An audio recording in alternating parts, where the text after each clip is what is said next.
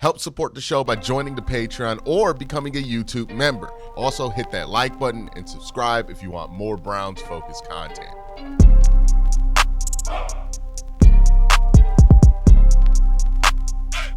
Hey, what's up, everybody? Welcome to QnA, the show where I take your questions and answer them here in video format. A ton of questions to get into, so let's just jump into it. First question comes from Anthony, who says, how reasonable is it to think we might try to get Hendrickson from Cincinnati? It looks like we will get some money back with the Deshaun contract via insurance.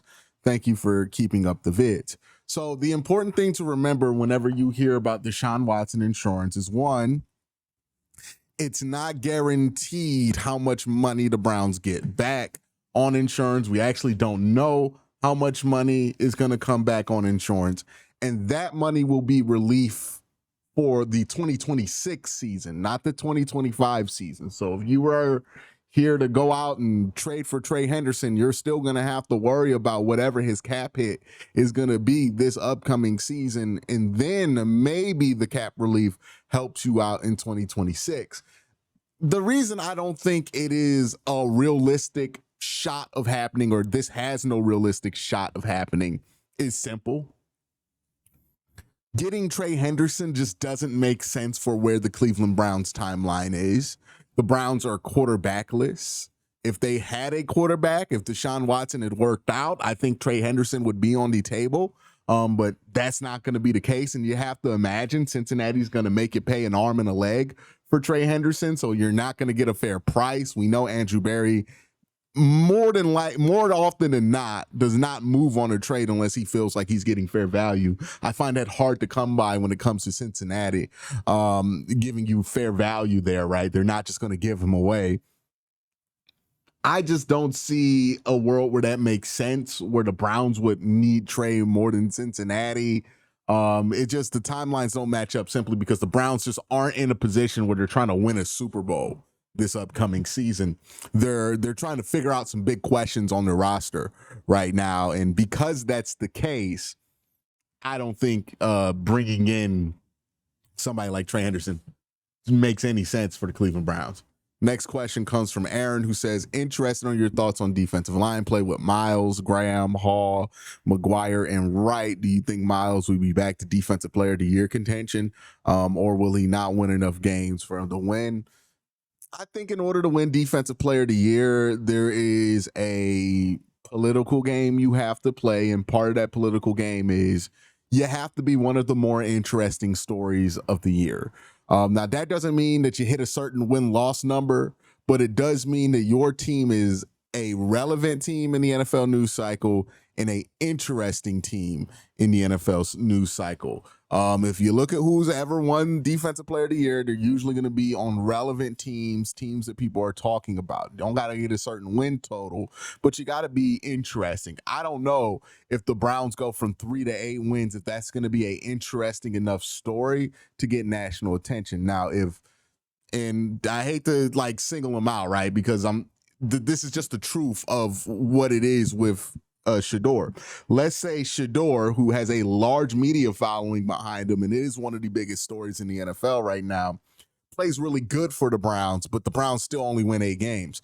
I think the coverage would be favorable enough for Cleveland that if Miles plays really well and has some moments on national TV because they get flexed because of the whole Sanders thing, that it's possible he could win Defensive Player of the Year. I think his play is always going to put him in Defensive Player of the Year contention. I think the thing that's going to push him over the top from getting the award is how relevant in the news cycle Cleveland is, because the people who vote on this award are media members. Media members are going to vote for players that they see on TV, right? They're not like me, where I'm going to be on the All 22 digging through the dirt, trying to give the award to the player who actually plays like the Defensive Player of the Year. They're going to get the award to the guy that has been the most demonstratively good defensive player that they can see on regular TV. And if the Browns aren't in a place to be relevant this year, then Miles won't win that award. But if the Browns do find a way to get relevant this year, then I think Miles does have a shot to win the award. There's a world where the Browns win 10 games, aren't very relevant, because it's like Joe Flacco or Kenny Pickett winning those 10 games, and Miles gets snubbed from the award. There's a world where Miles wins 8 games, but the Browns are a much more relevant story, and Miles is top of mind to these voters, and that's how he gets the award. His play is always going to put him in contention. He's always going to be first team All NFL, All Pro, right? All NFL. Got my NBA stuff mixed up. All Pro, or first or second team All Pro. That tells you how good he's playing. But as far as Defensive Player of the Year, yeah, you're going to need something else to get you to that award. Chris Gustafaro says, what do you want to see out of the QB competition heading into training camp / the preseason? I want, of the 4 quarterbacks, one of these guys to emerge as a not embarrassing starting quarterback. That's all I want, right? If we can get, my bar's low for this season, especially at the quarterback position. If the Browns can get somewhere between 15, which would be high, and the 26, like between and in that range, quarterback play as far as success rate goes, I'd be happy, right? I'm not expecting any of these quarterbacks in either year 1 or year 2, like whatever it is for them. I'm not expecting 2 rookies to come out and look like franchise quarterbacks in year 1. I'm not expecting Kenny Pickett to look like a franchise quarterback, and I'm not expecting a 40-year-old Joe Flacco to turn back the clock and look like how he did 12 years ago. I'm not expecting any of that. Maybe one of these rookies ends up being good. There's a good chance that you might not know if they're good by the end of this year. So I'm not going to put an expectation of, we got to have a guy. We're not going to have a guy by the end of training camp. What the expectation for me is, do we have a quarterback we could throw out there that's not going to embarrass us? Because last year, every quarterback we threw out there just embarrassed us. The closest we came to not being embarrassed at the quarterback position was Jameis Winston. And I want you to think about that. The quarterback who embarrassed the Cleveland Browns the least was Jameis Winston. Like, no disrespect to Jameis, but the brother's known for being embarrassing. And that was the least embarrassing dude we threw out there at quarterback by a significant margin, right? Bailey Zapp got intercepted by the largest man in the NFL. Dorian Thompson-Robinson, he just didn't even look functional out there at quarterback. And I don't even need to get started on Deshaun Watson. The least embarrassing quarterback last year was Jameis. Eat a W, Jameis Winston. Missed the pick 6. I'm a pray to God to deliver me from the pick 6. That's the dude who embarrassed us the least.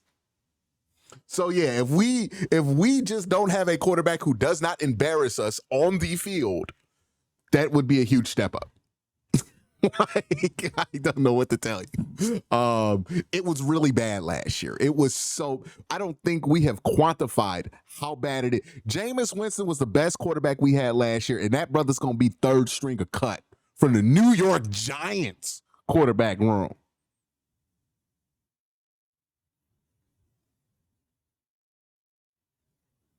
It was bad.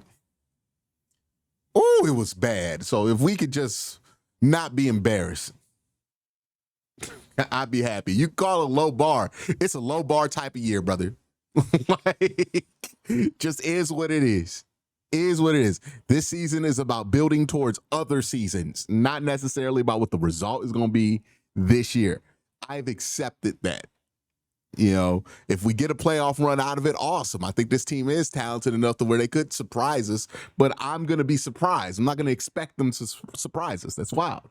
But that all being said, again, and I'll repeat this for the last time, if the Browns can simply get a quarterback to emerge in training camp that looks like he won't embarrass the football team, that will be good enough. That will be good enough. Connor says, do you think if Sanders shows he's the best QB on the roster before week 1, he gets to start, or do they wait it out regardless?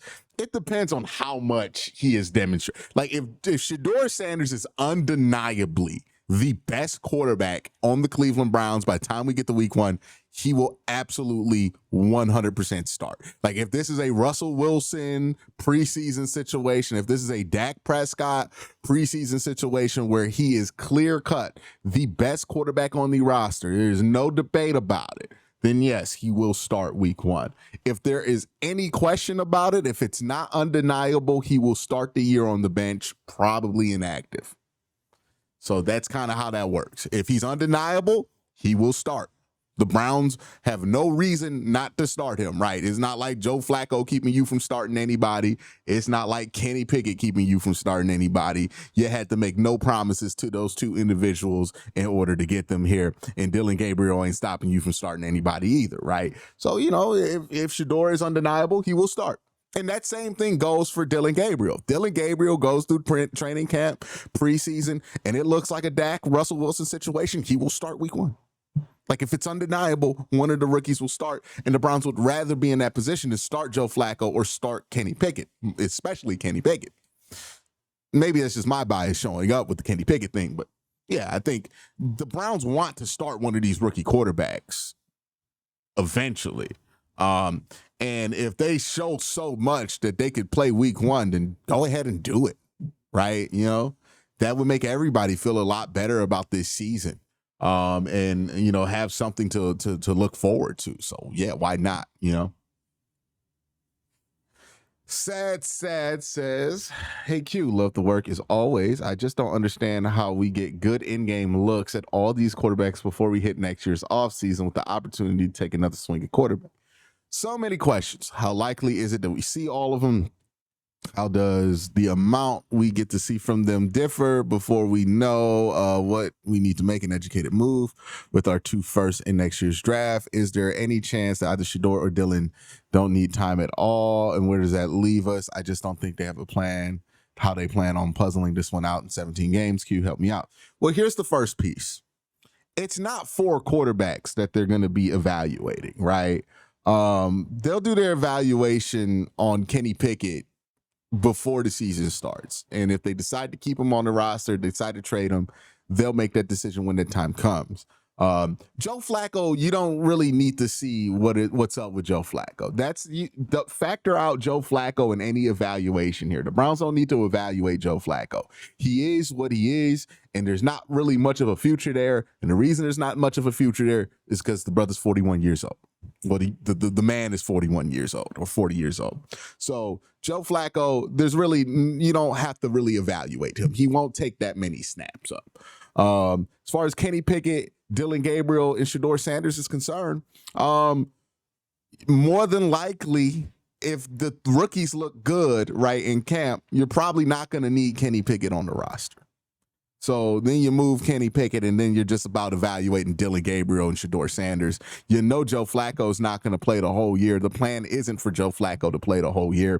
So you got plenty of time to see what you need to see out of both of these guys. I would think it's relatively easy. The Browns have played a bunch of quarterbacks before. There's always room for quarterbacks. And some quarterbacks demonstrate that they have more to offer than others, right? You might see Dylan Gabriel or Shedeur Sanders for a couple of games inside. There's nothing else to see there, right? Like it might be one of those quick situations. It didn't take that many starts for us to be like, there's nothing there with DTR. So there's going to be a way to do this. Don't think that every quarterback on the roster right now is guaranteed to make the team. I think, Kenny Pickett could not make the team. I think Joe Flacco could not make the team. And then we're talking about 3 quarterbacks, and it's not really difficult to understand how the Browns could see 3 quarterbacks in this season. We've seen the Browns play 3 quarterbacks almost every year of my life, So that's kind of how I'm viewing it. Some of these quarterbacks, especially of the veterans, are going to be eliminated. And remember, you don't really need to evaluate Joe Flacco. There's no point in doing that. You know what he is, you know what he's not, and there's no future there because he's 40. Big Griff says, yo, Q, love the vids. If both Martin Emerson and G. Newsome have bounce back years, is there any scenario where we keep both of them, or do you think that one of them will be gone for sure? It depends on how good they are in these bounce back years, right? If Martin Emerson and Greg Newsome are like $12, $13 million good, I think they can keep them both. If Martin Emerson is like $20 million good, then I think you got to make a decision on if you really need to keep Greg Newsome or not. So it depends on how much of a bounce back year both these guys have and what kind of a market that creates for them. If the market is mild, I think they keep both of them. If the market is hot, they keep one of them, right? Whoever the market is hotter on. And if the market is cold on both of them, they probably still keep Martin Emerson and maybe even Greg Newsome if he's cheap, because he does have value in this system. So yeah, I think there's a good chance they bring back everybody. Skolin says, what is your thoughts on Joe Thomas stating that this team has the talent to win 10 games and that the offensive line issues had more to do with bad quarterback play than line talent? I agree with the second part. The first part I don't necessarily disagree with. I just don't think we're going to find the offensive consistency to win 10 games, right? Talent-wise, I could see it, but realistically, offensive consistency probably not going to be there. We're relying on a lot of rookies and a lot of first-year guys in Cleveland. I don't think the offensive consistency is going to be there game to game to be able to win 10 games the way you need to. I'd be very surprised. But he's not wrong about the offensive line thing when it comes to bad quarterback play and sacks. So much of what we process as bad offensive line play is really bad quarterback play. I've made this point.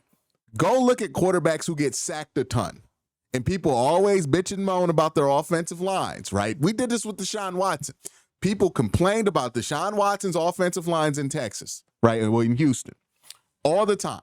Oh, his offensive lines are trash. Wait till he gets a good offensive line. Quincy, you don't understand. He had a bad offensive line. He's going to come to Cleveland and cook because the offensive line in Cleveland is so goddamn good, right? Well, it's funny how the offensive lines were trash when Deshaun was the quarterback with Houston. He leaves. A few years later, they're not that bad anymore. Now, they made some moves on the offensive line, but still anchored by Laramie Tunsil. You know, such a good offensive line that they made Myles Garrett ineffective in a playoff game. And then you fast forward to Cleveland, and now Deshaun's in Cleveland, and the offensive line's garbage again. This offensive line that was amazing, now garbage. We went through this with Baker, right, where Baker would have these tendencies that would make the offensive line's job a lot harder.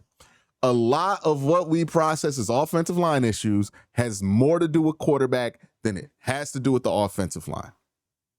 That doesn't mean the offensive line is blameless, right? There are times where it's just straight up bad offensive line play, but that's not as common as people think.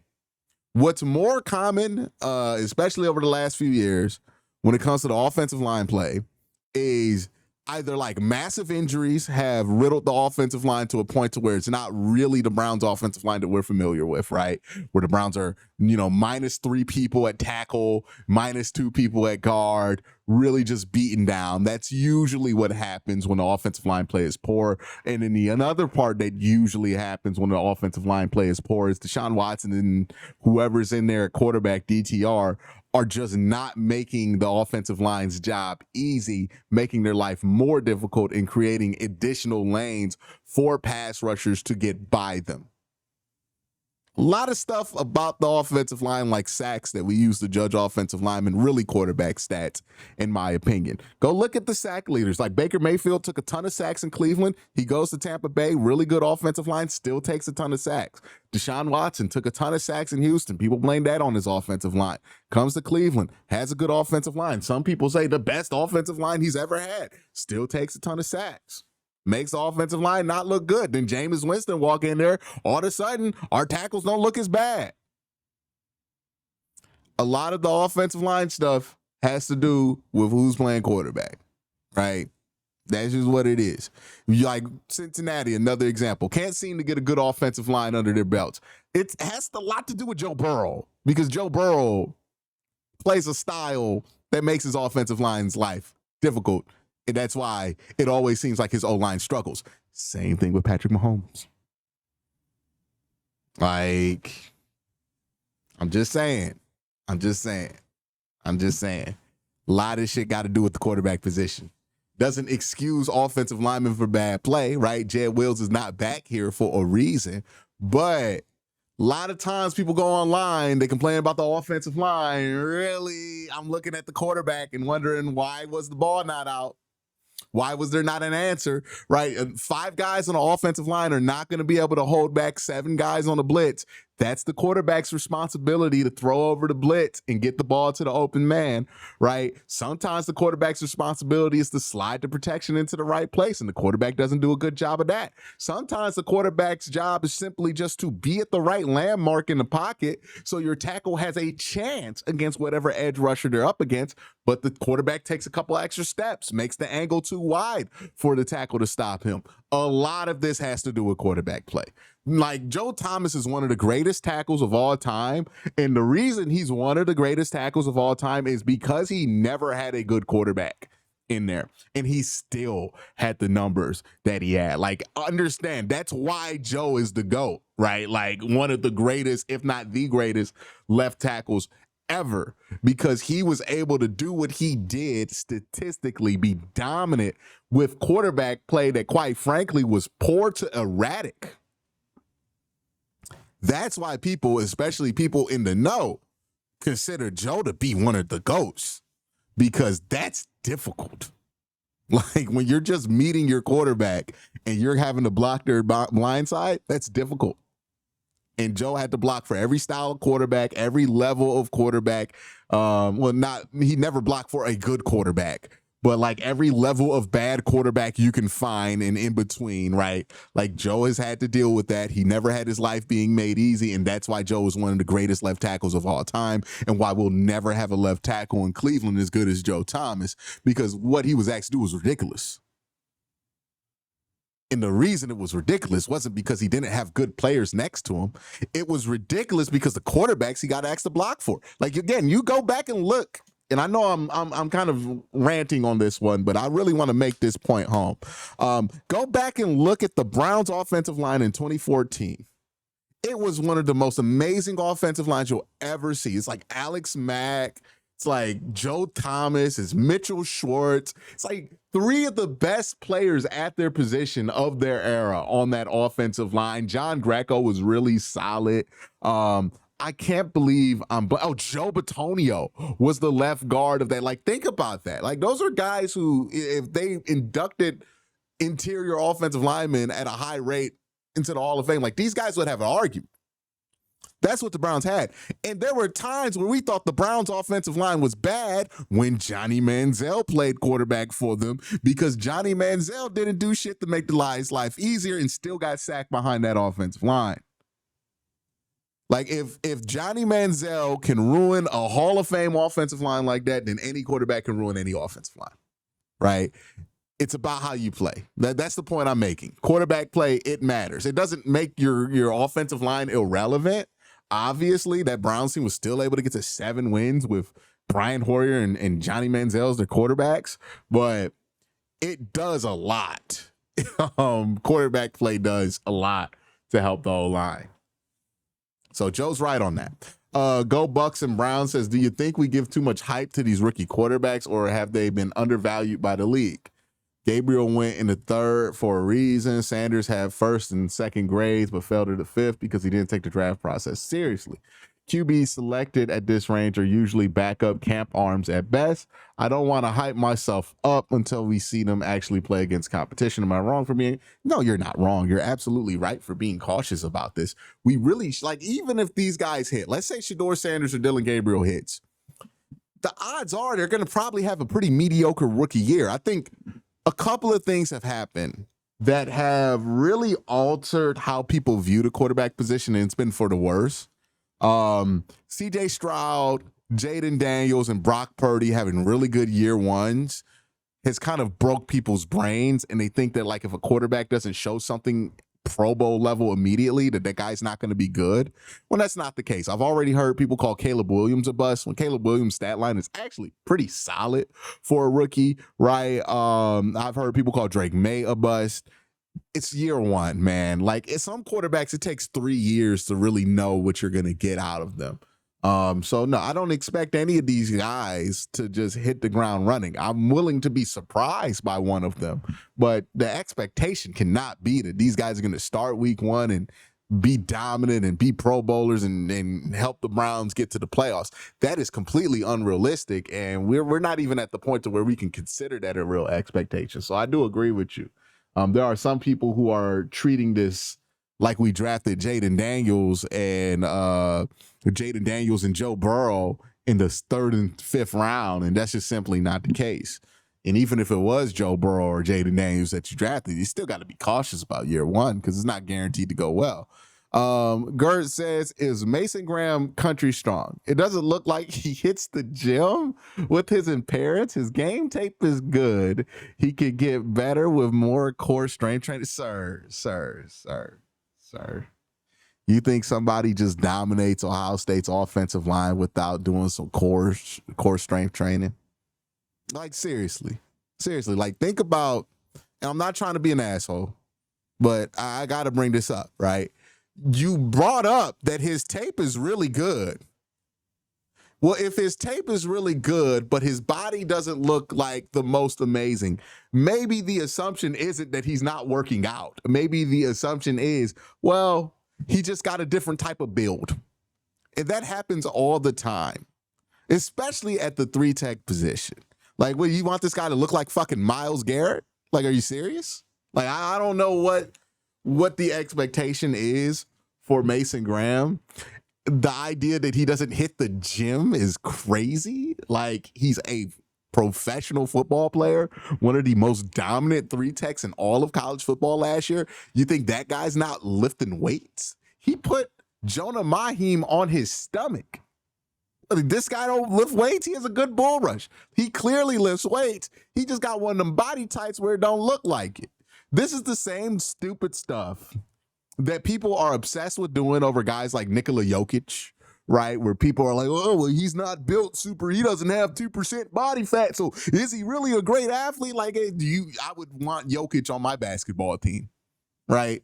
I don't care if this is not a bodybuilding competition in the NFL. This is a football playing competition. If Mason Graham, everything suggests that he's good at playing football, then I don't care what his body looked like, right? Like, would it be nice if he was built like Myles? Sure, it would be nice. But it don't really make any functional difference. I wouldn't want to have Mason Graham on the team if he looked all jacked up but played like shit. Right, I'd rather have somebody who looks a little bit puffy, right, but has the stuff on tape, and that's the part that's important. Does he play football good? Right, we're not casting a movie. We're creating a football team, right? Does he play football good? Right. If you want a defensive tackle that looks really great in pads, there are a million guys on TikTok you can sign today to be on your football team and you'll win 0 games. Does he play football good? That's the most important question. Whenever you find yourself worried about something else other than does he play football good, I want you to understand you are barreling into a very, very stupid place. I got to just take the kid's gloves off. Once you start worrying more about the aesthetics of a football player versus how the guy plays football, we've lost the plot. We're in a very stupid place, right? The question with Mason Graham is the tape good? I don't give how his body look. Okay? like what are we doing, man? What happened to the game I love? What happened to we're out here fat shaming a 3-tech. What happened to the game I love, man? Like, you can't be a fat 3-tech no more. We don't allow that. We don't allow that. You got to be jacked to play 3-tech. We body shaming. It's crazy. It's crazy. Also, bring back the chubby running back while we at it. Y'all need to give brothers a break. This is football. You allowed to have a couple extra pounds on you on the football field. Y'all be so weird about people carrying a couple extra pounds. And now we're doing it to guys who play 3-tech. You out here worried about if you're 3-tech fat. You sound ridiculous. I saw somebody in the comments refer to Mason Graham as being built like a bear or like a teddy bear, I think he said. And I'm like, that's exactly what you want a 3-tech to be built like. What you mean? That's not a bad thing. What are we expecting? What are we expecting? Did Miles really break our brains? Did Miles just like destroy our understanding of what a human looks like that plays 3-tech? We out here bad because of 3-tech fat. What? I'm just disgusted. We'll never get chubby running backs back on this pace. Luke says, hey, Q, if Flacco starts the season and the wheels fall off after a few games, why do you think it'll be Gabriel, not Shador? Because Gabriel is more equipped to play in the middle of the season, 1. And 2, Dylan Gabriel is not a player that I anticipate the Browns feel like they need to get a long look at to understand what he can and cannot do, right? There's not a ton of upside there with Dylan Gabriel. Either he is a lot better than people think, and he's able to provide a floor at the quarterback position, or he's not. Shador is the one where you're like, there might be a lot of upside to that, but I'm going to need to be in a position to where I'm not going to bench him if I play him. And if you've already played Dylan Gabriel and Shador's the last man standing, then there's really no reason to ever bench him. You can just kind of roll it out. So it's more about figuring out what you have than merit-based, in my opinion, about the order that quarterbacks will play. Bozo says, why does it seem like the Browns are coming back into the NFL? Since coming back into the NFL, has never been able to find consistency at the quarterback position. There's been multiple owners, GMs, head coaches, etc. And for the last 25, 26 years, we've been in QB hell. Do you have any reasoning that I can think of? It's right there in your question. We've had multiple owners, multiple GMs, multiple head coaches. The constant turnover is a huge reason why the Browns don't have a quarterback or have never had a long-term quarterback situation. The reason I believe the constant turnover is a huge cause of this is, 1, because you have so much turnover, you never really know what you're looking for in the quarterback position. So because you don't know what you're looking for, because you're always taking over 1 year or 2 years, what these teams are going to opt for, what these GMs and head coaches that are running through here are always going to opt for are short-term solutions, right? Because I don't know how much time I have. Drafting a quarterback is a huge time commitment, and drafting a quarterback is very specific to the type of offense that you want to run. So what a lot of coaches will just opt for is, hey, I need to win 6 games to not get fired. So let me go sign Jeff Garcia. Let me go sign Jake Delhomme. Let me go out and get over the hill veteran number 22, right? In order to start and play quarterback so we can try to win some games instead of developing a quarterback and putting out time. The other thing is, because you have so much turnover at GM and head coaches, there's not a lot of confidence in the QB scouting, because, again, you don't really know what you're looking for at the QB position with a lot of these head coaches and GMs, because they're not here long enough to have that confidence because of the constant turnover. So because there's all of that factoring in, you're not going to be confident in taking quarterbacks at the top of the draft. So you're going to kick that can down the road, and then you're going to try to take a quarterback in the 3rd round, or you're going to try to take a quarterback in the 4th or 5th round. And I don't think that's horrible if you don't have a quarterback.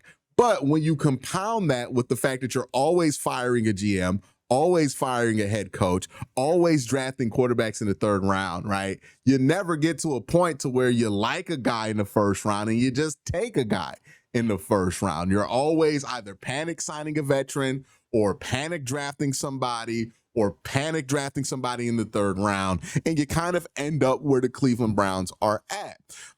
This is why the Browns have not had quarterback play. It's simple to me. It's because of the constant turnaround on the Browns coaching staff and obviously on the offensive side of the ball that comes with firing a coach all the time, and also at the GM position, right? Like when you fire a GM, those are new scouts that you're bringing in. So everything kind of resets. When you're resetting every 2 to 4 years in head coaching and what your strategy is on the field, and you're resetting with your scouting department, you're never going to find a quarterback like that. You're never, unless you like luck into Andrew Luck, unless you luck into Joe Burrow, one of these undeniable prospects that can just change everything and bring stability with you, you're not going to find a quarterback. You're not going to develop somebody. You're not going to be able to keep somebody long enough to get the most out of them.